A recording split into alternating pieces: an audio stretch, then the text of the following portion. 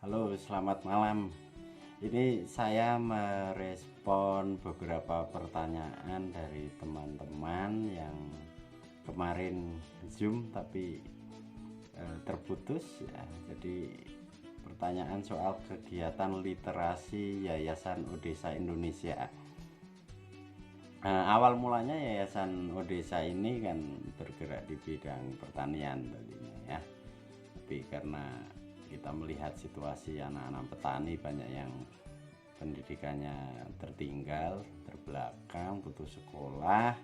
Nah, akhirnya kita membuat agenda membantu pendampingan di belajar mulai dari garap PR, terus mengumpulkan adik-adik petani ini untuk memilih apa sih yang mereka minati. Waktu itu tiba-tiba minat bahasa Inggris ya, kompak lah kita membuat sekolah bahasa Inggris. Sekolahnya itu maksudnya pendidikan informal ya, tidak berjenjang, yang itu memberikan peningkatan pengetahuan tentang bahasa Inggris. Itu hanya berlangsung di waktu setengah bulan lah, 4 kali pertemuan waktu itu ya. Pertama karena kita eksperimen, belum mengatur jadwal. Tapi pada akhirnya oke lah mereknya bahasa Inggris, tapi isinya itu tentang karakter, karena banyak hal yang dirasa penting untuk dimasukkan kepada anak-anak ya. Pengetahuan itu kita masukkan kepada anak-anak dengan sistem pedagogi sementara waktu itu. Tapi kemudian kita menemukan praktik yang lebih maju ya, bisa dibingkai dalam kegiatan yang andragogis. Nah, itu sekolahnya di luar ruangan dan kita banyak melakukan permainan-permainan dalam rangka untuk memberikan pengetahuan-pengetahuan yang sifatnya wawasan, terus etika, juga pengetahuan-pengetahuan yang sifatnya itu lebih pada pendekatan psikologi ya, karena kita tahu ada banyak anak-anak yang kurang terperhatikan dari orang tua, yang entah akibat perceraian atau akibat ditinggal pergi tanpa pamit, atau juga karena masalah-masalah orang tua ini kan enggak paham tentang bagaimana mengurus anak secara baik gitu loh.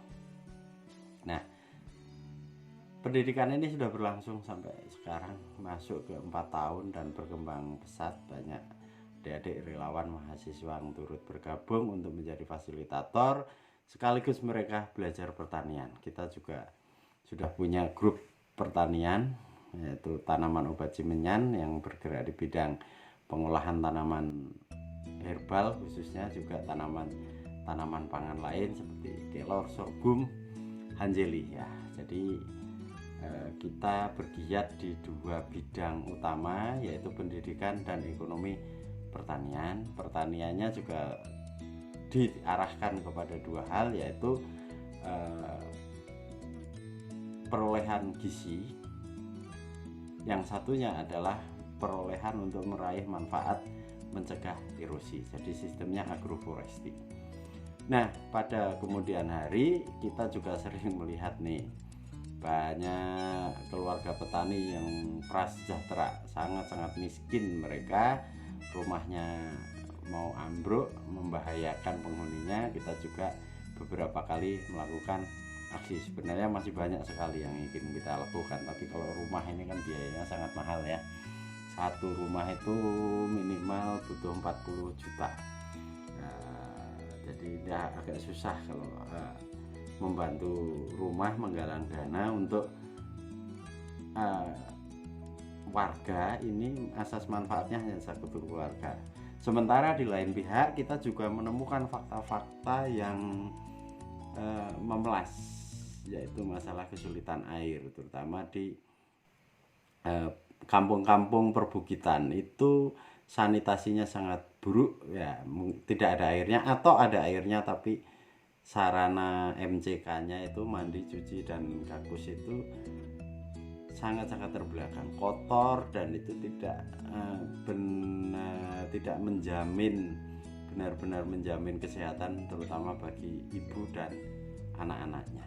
Karena itu kita malah justru sering banyak membangun sarana sanitasi terutama MCK, tentu disertai dengan edukasi pendidikan ya lewat anaknya, lewat sering kita datangi dan kita jelaskan pentingnya kebersihan, dan dengan program-program nyata seperti itu perubahan perilaku manusianya juga sangat banyak terlihat hasilnya setelah beberapa waktu, ya setahun 2 tahun lah jalan gitu ya, karena ini program memang penguatan kapasitas manusia. Jadi kita tidak mengutamakan pembangunannya hanya dari aspek materialnya, tapi lebih menekankan pada perilaku, memperbaiki kualitas hidup manusia, mulai dari cara berpikir. Kalau petaninya agak susah karena urusannya sudah ekonomisme ya sifatnya, maka kita mengarah kepada anak-anak petani. Tetapi juga di kalangan pertanian tetap kita telaten mendampingi para petani ini, terutama hari Sabtu ya atau hari lain, untuk bertemu di tengah-tengah kegiatan pertanian. Kita juga melakukan pendekatan, mendesakkan agenda-agenda perbaikan, dan itu luar biasa diterima karena pendekatan yang kita lakukan sifatnya kultural langsung. Jadi tidak hanya mengenal sehari 2 hari, kita sudah masuk ke 4 tahun. Jadi para pengurus desa yang dari kota-kota Bandung ini naik ke bukit-bukit yang jaraknya 4 sampai 15 km itu rutin sepanjang 4 tahun. Ada yang seminggu 2 kali, ada yang 3 kali, ada yang 1 kali, ada yang 1 bulan 1 kali, tergantung waktu mereka untuk menemui para petani. Jadi kita ini dalam mendesakkan agenda-agenda pembaharuan laku hidup manusia itu dengan pendekatan kultural, pendekatan personal, empati kita diarahkan dengan perhatian satu persatu, bukan dikumpulkan masyarakat terus disosialisasikan dengan pendekatan top down seperti itu, tidak. Kita lebih banyak melakukan interaksi sosial yang sifatnya informal juga, dan itu lebih efektif karena dengan pendekatan yang masuk ke ruang psikologi mereka bisa menerima, mereka bisa memahami. Dan hari ini juga tadi saya masuk ke sebuah kampung di mana di situ ada satu rumah tangga yang tinggalnya itu hanya di 1 kamar gubuk sifatnya dan meminjam, tidak ada sanitasi. Saya teliti di sana, mendengar beberapa warga menyampaikan mengapa itu terjadi kehidupan seperti itu. Ya, selalulah kita menemukan fakta-fakta seperti itu, dan solusinya ya tidak sesegera mungkin ini harus dibangun rumahnya, karena tinggal di seperti kandang domba itu ya sangat sempit dan itu memelas sekali ya. Tapi nanti kita akan carikan solusi-solusi, ada apa di balik kejadian seperti itu, kenapa dulu dia, kata warga setempat situ, juga tergolong orang yang mampu tapi merosot terus, bahkan beberapa anaknya juga tidak menyatu. Hal-hal yang sifatnya informasi dari lapangan kita pahami, kita dekati dulu ya, digali dulu, baru kita carikan solusi.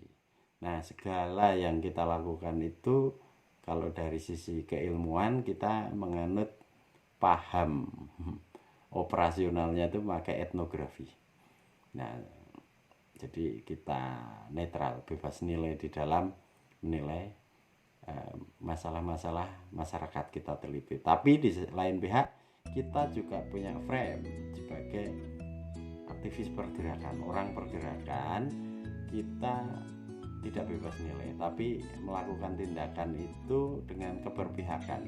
terhadap keluarga-keluarga yang lemah karena ketidakadilan sosial, karena ketimpangan ekonomi, karena korban struktural. Nah, ini kita jelas memihak. Tentu tanpa harus disertai, kalau memihak orang miskin itu harus disertai dengan kebencian menyerang orang kaya. Tidak. Karena ini yang kita lakukan modelingnya fokus pada usaha pembangunan kapasitas. Saya dan teman-teman pengurus yayasan juga percaya bahwa masalah ketidakadilan sosial itu letaknya memang sumbernya dari praktik-praktik politik. Tapi masalah keterpurukan itu juga tidak semata karena politik, karena urusan kewargaan. Jadi dia sebagai warga negara itu belum menetapi asas-asas perbaikan yang sifatnya dari dalam, dari internal masyarakat. Penyebabnya salah satunya yang menonjol ini ya di kawasan Bandung Utara itu karena kurang tokoh informal ya. Jadi kan tidak bisa hidup itu kemajuan atau itu bertumbuh pada anggaran negara, pada pimpinan kades, anggota DPR, bupati, gubernur. Saya pikir itu terlalu mengada-ngada kalau bergantung ke sana. Toh banyak yang tidak bergantung pada negara bisa maju. Nah, satu sisi ini dulu yang akan kita kuatkan sehingga kita juga membentuk tokoh-tokoh kecil, mulai dari pemuda seperti Jajang yang kita asli orang sini, dia menahkotai kegiatan pertanian kepemudaan.